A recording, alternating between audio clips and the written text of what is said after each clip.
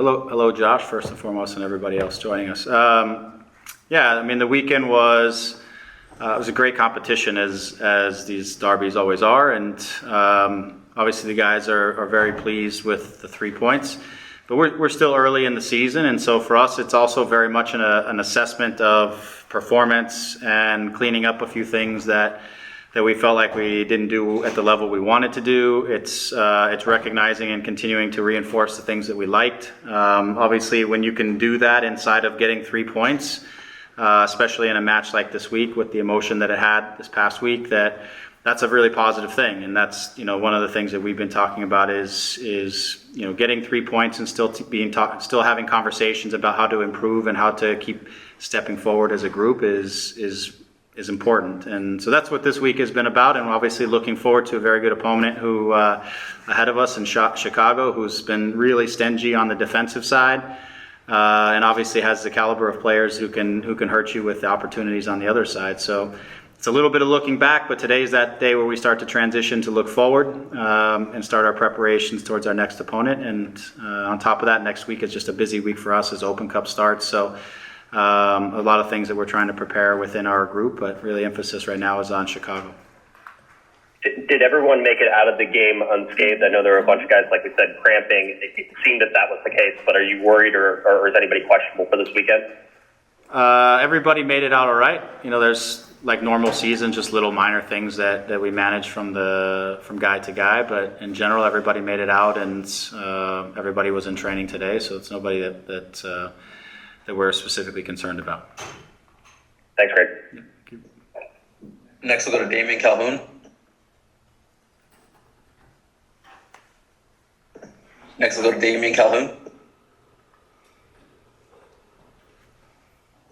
Damian? Oh, my bad. Wait, I am struggling here. Sorry, Damian.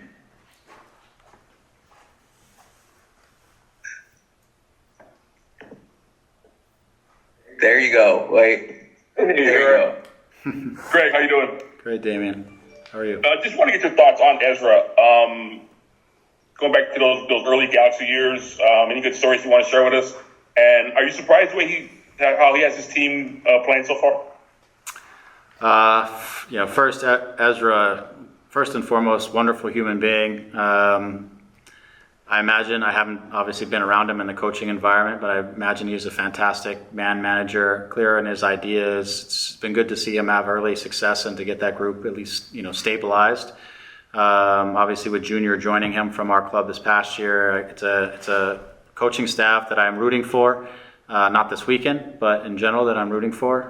But I'm sure they'll get things moving, and as they have.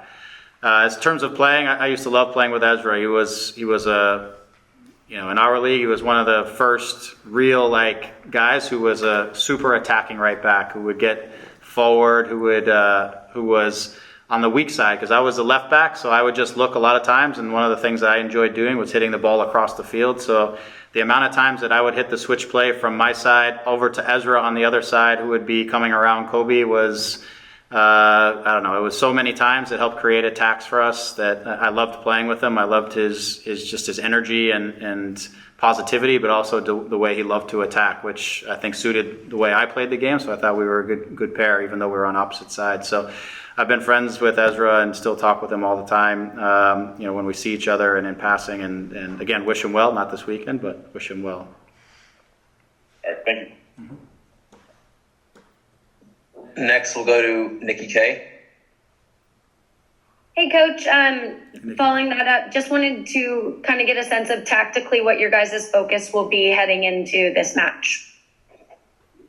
Yeah, just continuing again to build on everything, our principles, in terms of our connectivity as a group. I feel like the last couple of games we've been a little bit too far apart from each other, and the opposition's been able to penetrate us too easily. I think, those are things that we need to, again, get back together so that we're again, a little more connected. Our distances are better, and we're able to control the field a little bit better than I felt at times we were the last couple of games. But continue to build off some of the things that we did and be able to assess the game, to see how Chicago is going to come out and play against us, be able to assess that early on, and then be able to to adapt and impose ourselves on the game the way we would like to. So those things don't change for us week to week. It's just a matter of what we feel like we need to turn the screws on a little bit more, what we need to clean up based off of a previous performance or maybe a couple performances, and as we assess and see what we like or what we feel maybe we're getting a little bit what's getting away from us, and make sure we pull that back together. So that's been this week. It's nothing. Again, it's for us. We are what we are, and it's about choosing the right guys who fit together for the right moment, and about executing on our principles and executing on our opportunities that we can create throughout the course of the game, and protecting our goal. Those are the same things every week. And being the possession-focused and control-focused team that you want to be in terms of style of play, do you feel like you're taking strides in the right direction every game, or have you guys kind of strayed in some matches, or for the most part, kind of continuing to in the right direction? Yeah, I think it's game to game, and I think it's it's situational. There's always in some ways a struggle for the balance of power. Some teams want to have the ball, some teams don't really want to have the ball, but at the same time, you got to have the ball to score. So, when we play teams like a team like LAFC this past week, they're good in their pressure, especially once they get organized. And if we weren't great with the ball, that plays into their hands and their ability to recover things. But if you break their press, they're exposed, and then we had the tendency at times to want to rush attacks and not be able to set up and be patient in the attacking half of the field. And the more transitions there are, then obviously that can go either way. We were able to hurt them at times in the transition, but also times when we transition and lose the ball too quickly, it puts us back into a defensive posture. So I think it's a game to game. I would say to you, in the first 4 games, we had loads of possession, but in these last 2 games, we scored first, and we scored pretty early, which then also forces the opposition to maybe adjust a little bit. Maybe our mindset adjusts. Maybe, again, in some of these transition moments, because the opposition's chasing the game, we feel like there's so much space to expose them, but then we rush an attack and give it back. So this is something we would love to have the ball, and we'd like to control the game, and we'd like to control where the game is played. I think that's the case for everybody. But sometimes the game has context, and sometimes you do things better on one day, or maybe you get leads and the game varies. So for us, what's key is that we're able to adapt inside of a game and be able to get results and be able to control the game, whether we don't have the ball or whether we do have the ball, and that we're effective in creating chances and preventing chances. And so inside of that, there's some very specific things that we want that aren't for this call, but that's what we're trying to do in every single match. All right, thanks, Coach. Mm-hmm. And next we'll go to Brian Sandala. Oh man. Wait a second, Brian. There you go. Yeah, there you go. Yeah, nice to meet you. Nice to meet you virtually. About Ezra, why do you think it took so long for him to get his first head coaching job?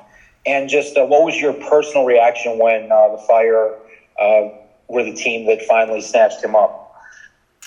Yeah, so I think, as it relates to first coaching job, I think the league has gone through kind of these trends. And when teams have been added to the league or jobs have opened up, there's 2 things that happen. Either coaches tend to get recycled around into positions, or what I think has happened lately is a lot of new clubs have come in. It's just gone international coaches, and they really haven't thought much about coaches. Maybe they've had not a lot of head coaching experience, but they've gone and they've gotten international coaches. I think this last set a little bit more younger guys or guys who have been assistants.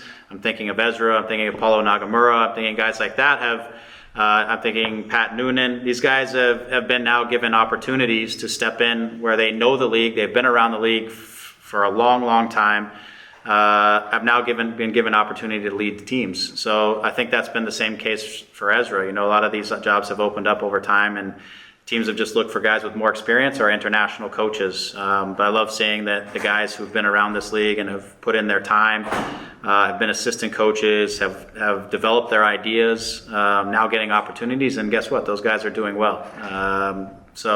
And Paulo's doing well as well. So their guys are doing well because they understand what it takes to win in this league, and they understand how to manage inside of the league. So pleased for Ezra getting that opportunity. I was happy for him when I heard he was going to get the job, and I was happy for him. And obviously Junior, who is his assistant coach, was working with us for at the time as our second team coach, and pretty quickly I knew their relationship, and we knew we might be losing Junior. So when Junior decided to go and support Ezra in this, I was pleased. These are two guys I like a lot, and I believe that they have great knowledge of the game and knowledge of our league. So I'm very happy for them. Next, we'll go to Jack Hart. Hey Greg, I just wanted to ask about Douglas Costa, obviously a fairly new addition to the squad. He's obviously got a wealth of experience playing for Juventus and Bayern Munich. How's he kind of adapting to the squad, and can you see other players learning off him and kind of his experience coming through? Yeah, for Douglas, I mean, supremely talented player. I think anytime any player, regardless of the level that they've played at and their qualities, it's adapting to our league. And one of the biggest adaptations for any player, and it's one that Douglas is managing a little bit, is there's more transitions in our league than you see in the top clubs and top leagues in the world. The games are much more under control. Balls don't transition as much. Things are a lot more controlled. Inside of MLS, turnovers can happen when they shouldn't, which puts the game into these moments a little bit more often than maybe he's used to. So I think some of that is just him getting used to, again, that transition reaction, connecting with the group, staying in it, all those kinds of things where he's probably sometimes scratching the head, how do we lose the ball just now? And we don't want to do that, but it happens more times than he's used to happening. So it's continuing to work on that side of things, getting his fitness level high. He joined us late in preseason, so he was still in the process of getting fit. Unfortunately, just a very minor setback after a couple games. But we're able to take a step back and build him up. So he's now just working into match fitness again. Again, his quality is off the charts. What he's capable of doing is fun to watch in training, and it's going to be fun to watch as the season progresses. But again, it's just a little bit learning about his teammates and learning just the nuances of our league that maybe are a little bit different than where he's been in the past. And just quickly as well, obviously, prior to coaching, you were at Galaxy for 7 seasons over 2 stints. One of them overlapping with a certain David Beckham.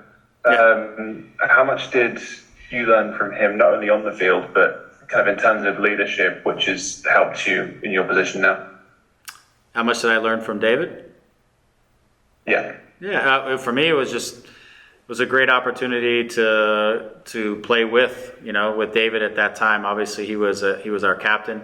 I would say it was one of the least stable years that the Galaxy has had in its history. The year that I happened to play with David, so it was an interesting season in which we had 2 coaches during that year. We didn't have a great season, so it was more of a season of challenge than I would say of stability and clarity, and that was challenging also for David, and so for me it was just his professionalism, again, the way he managed and handled himself every single day, his capacity to stay pretty even but also stay focused on the things that were important inside of a season that was not easy for any of us, and obviously he's always a professional, but also just hearing some of his experiences, stories, things like that. But just for me, again, first and foremost, it starts with just the leadership by example and the work rate that he brought, and the intensity and intention that he brought every day to the training world and the match world. It was great to see. Thanks for your time. Next, we'll go to Alexander Ruiz. Hey, Greg. Good afternoon. Javier so far has scored 5 of the 8 of the team's goals so far. Do you find it a bit concerning that you guys are still really dependent on Javier to score goals and get these game-winning goals to put points on the board for your team? Thank you. Thank you. No, I think that's the way it goes. You look at the season that some of our top scorers in our league have had, guys that are true strikers. You look at the seasons they put together, and they tend to score, close to 50% or 40% of their team's goals. The guys who are true finishers and true strikers like Javi is. That's kind of about where it's at.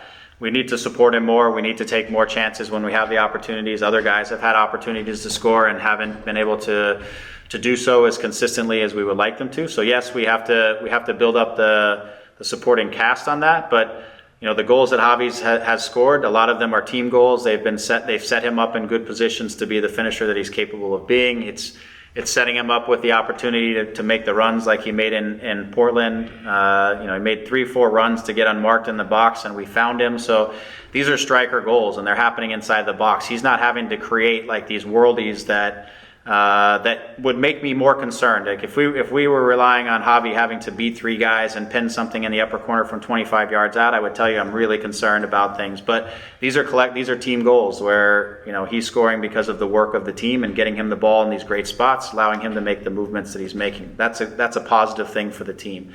But to answer the question again, yes, more guys need to contribute to that so that we can have a little bit more balance in our scoring. But I think he's at a clip that I think he would feel comfortable with, and I think that's fantastic.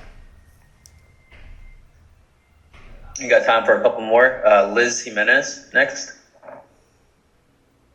Okay, can you hear me? Yes. Hi, Coach. Thanks for this. And I have a question regarding Javier Hernandez. You as his coach, you know his talent, his leadership, and his commitment with football as the #1 scorer with the Mexican national team. I would like to know your opinion regarding the head coach Tata Martino about not to call him to the Mexican national team. What do you think about this?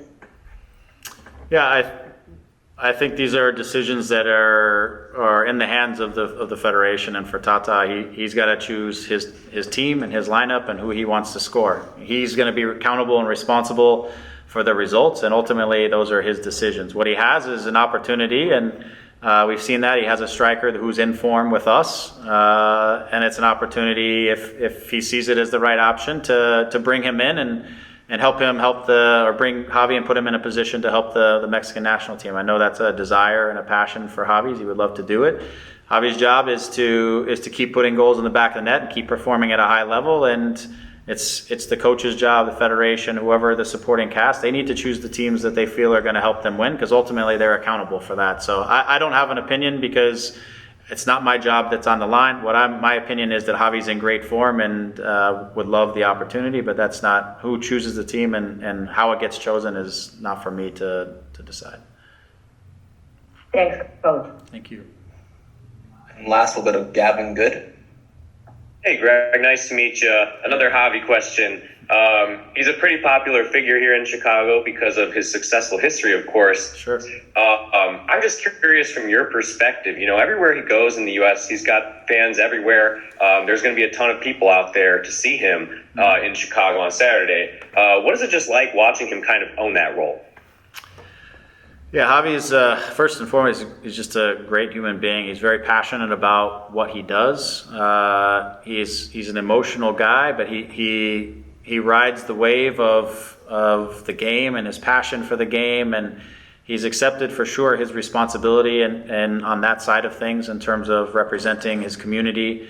And he puts it out every single day at training and the games. You see that in the way he plays. He's not cutting corners. He is working tirelessly to perform and to be successful and to score goals, which is why he's doing what he's doing. And so I think that's also probably why people love him. He shows his passion and again wears his emotions on his sleeve, which people love, and he's been hugely successful. And he's successful because of the work that he puts in and how smart he is about how he puts in his work in the game, but also in the training environment. So I'm happy for him. My job here is to support him and to provide him with everything he needs to be successful and to provide him with a team that can help him be successful, because he's, again, as I said earlier, he's not a goal scorer who creates a lot of opportunities just out of on his own.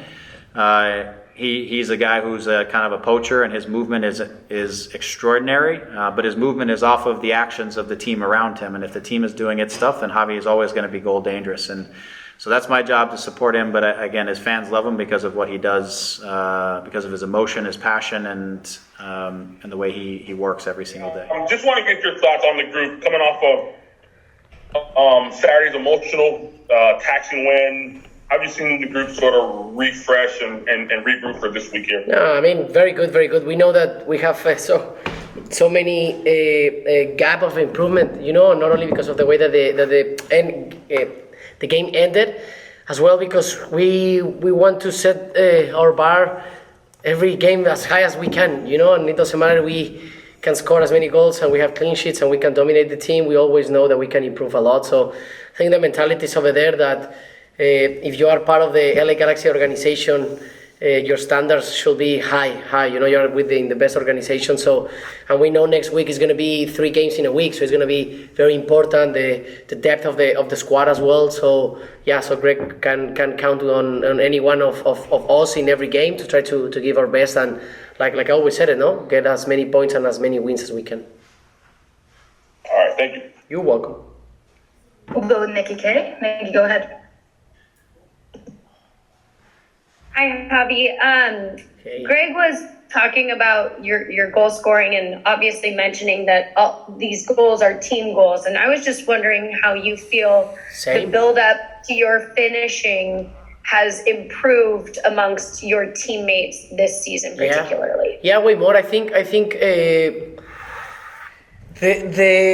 that one striker in one team scores as many goals as he can. Sorry that I even said it in a very bad way, but it's like it's only the consequence and a reflection of the whole team. Because we are strikers, of course, we are forwards, and we want to help our team with goals as many as we can, but that's only a consequence of all the effort, all the build-ups, all the trainings and everything that we all do, because sometimes the first attacks that we try to build is from Bondi, and when we want to recover the ball, the first defenders are myself, Dejan, Victor, all the forwards and strikers, so I think I always said it, everything is about the team, everything is about LA Galaxy. Here is not about one name in particular or just the manager or just the owners. It's about the whole organization, that we all are in the same path, in the same goal, that is win another championship. And do you think that build-up has gotten better this season? Like maybe whether it's more chemistry or people are understanding how to set you up Yes, better? of course. Yeah. Okay, awesome. Thank you. Good luck on Saturday. Thank you. We'll go with Josh Gessman. Hey, Javi, thanks for taking the time as always. You talked about physically, sort of the toll that you guys are looking down ahead with 3 games next week and how that's going to sort of factor into a lot of things. I want to know about mentally. You come off of a big El Trafico game, emotional but mentally draining, and then you have these 3 games coming up. Is there worries that there's going to be a letdown against Chicago? If you want to be a champion and if you want to lift trophies, you need to play every single game like the one that we play against the Trafico. Of course, it has a special feeling, emotion, and everything, but it's just an extra kind of thing. The standard should be as high as that game. We need to respect every single team here in the MLS, regardless if we're playing at home or away. That we need to win every single game. That every single game is a final. I always repeat it about it because it's true, and it's the lesson that we learned last season. We were the only team that we were in playoff position until the last second of the Salt Lake game, So it's like every game counts, every sprint, every training, every decision matters, and more if you are a LA Galaxy player. So I hope not. I hope not, because honestly, I play every single game like if it was a final, because I know every single point, as many points as we can get, is gonna put us in a better position, regardless of the future that is gonna come. It's just as if you win as many games as you can, even if it's the 34 in the beginning of the season, that should be your aim, and you need to respect every single MLS team as the most complicated obstacle that you're gonna have in front of you. We'll go with Brian Sandalo. Hi, thank you for making some time for us this afternoon. Nice to meet you virtually. Thank you. Yeah. Just wondering, how do you deal with being with the celebrity and pressure that comes along with being you? And how do you deal with all the pressure and expectations that people put on you since you came to the Galaxy before the 2020 season? I think around 3 years ago, I think that situation completely. I had a mindset before, and I'm gonna speak about the one that I'm right now. It's just being me, and you know something, and people is not gonna believe. I ask for myself way more than people ask about me, so I don't have any pressure. I don't have nothing. It's just sound and energy that I try to manipulate in a very positive way in my favor to transform it in anything that I want. If I want to transform it in fear, in pressure, in doubt, that's going to happen. Or it could be motivation, it could be gratefulness, it could be just a confirmation that I'm giving my best every single day. But honestly, man, I don't feel as a celebrity. I always speak about that. It's like money, fame, and other stuff are your tools in this life, and every single tool, sometimes it's going to help you, sometimes it's going to bring you more obstacles and more situations. People think that when you get famous and you get money, your life is solved, and they don't know that we all are humans and we all have our conscience and we all have our own problems and we all need to deal with a lot of stuff. So we're all humans in the end. We shouldn't be measured about fame, about celebrities, about all the stuff that I understand why, but I mean, we all are humans in the end, and I'm just doing my job, that I'm very passionate about it, that I love it, and that doesn't mean that I have more value than you guys, for example, that are behind the camera that you make the questions, or these guys that are here filming. It's like, we all are humans, we all have our value, and I don't compare to anyone. I'm just myself. We all are unique, we all are special, we all have greatness in ourselves, we all have our own demons in our mental health, so we all are dealing with situations. I don't like to compare myself to anything. So about that celebrity, honestly, man, I don't even feel sometimes I'm a soccer player, because I come and I play and I do something that I even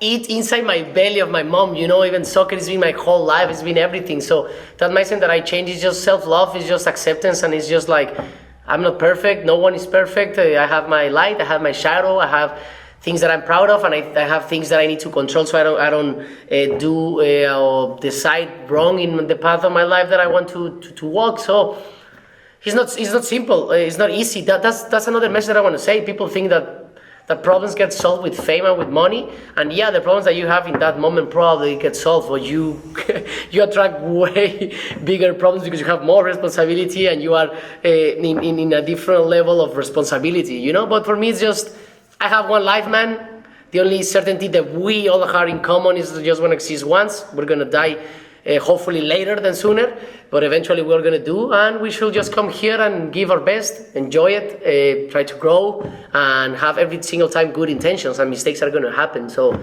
we learn from them, so we just need to enjoy life. Sorry that I went extend, but I love this subject, as you can see.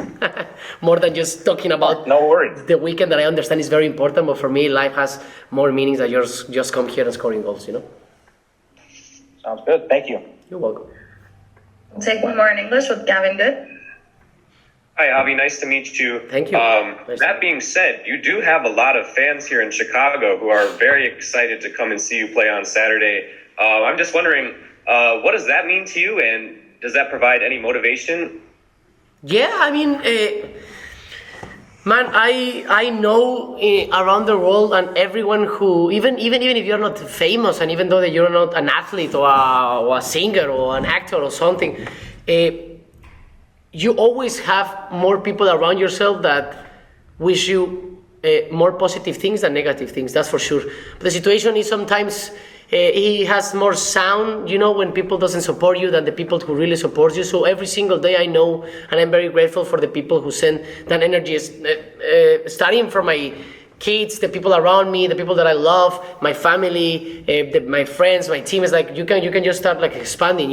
There's people that always wish you the best and wish you what they are. And I believe that in this society we have a lot of people that they are dealing with their own lives, and they're always focusing in themselves to be the best version of themselves. So by consequence, they wish you that. So I answer that question in that way because I always say that I'm always grateful. Even now in training, I know that there's few people that sometimes come here and just want an autograph or a photo. I'm always for the people that give time and energy to support myself or to support anyone, and especially LA Galaxy over here.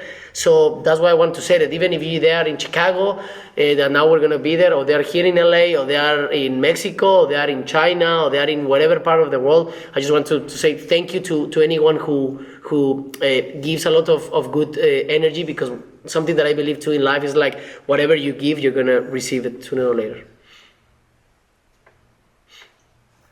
We'll now switch to questions in Spanish. Abrimos con la primera pregunta con Katia Castarena. Katia, adelante. Y hubiera adivinado eso. Gracias, Vicky. Katia, ¿cómo estás? Hola, Javier, bien. ¿Tú? Bien, bien. Dos preguntas. La primera sobre ese enfrentamiento contra Chicago. Siempre dices lo bonito que es pensar en medirte a los mejores jugadores. Hoy, donde ellos han buscado una reestructuración con Shaqiri como su líder y lo que representa el mercado de Chicago, que tanto motiva y especial es jugar ese partido. Y la segunda, un poquito de lo que decías en inglés, pero simplemente hoy en día, ¿en qué momento te sientes y que se ven esos resultados en la cancha, obviamente más maduro tanto en lo profesional como personal?